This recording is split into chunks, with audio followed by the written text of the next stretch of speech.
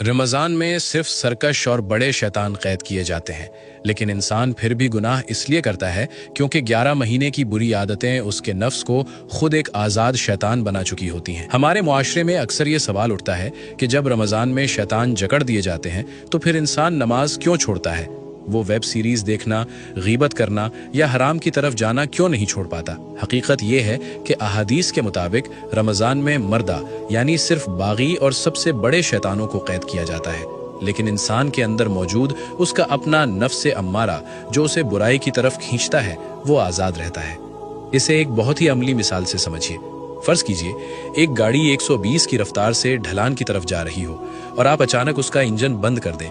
Engine तो बंद हो गया, लेकिन क्या गाड़ी फौरन रुक जाएगी? बिल्कुल नहीं।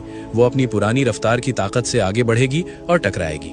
बिल्कुल इसी तरह 11 महीने तक जब हम अपनी आंखों को बेहयाई और वेब सीरीज की और अपनी जबान को चुगली और गीबत की खुराक देते हैं तो हमने अपने नफ्स को एक खतरनाक रफ्तार दे दी होती है। रमजान आते ही शैतान का इंजन तो बंद हो जाता है, लेकिन हमारी अपनी आदतों की रफ्तार हमें गुनाहों की तरफ धकेलती रहती है।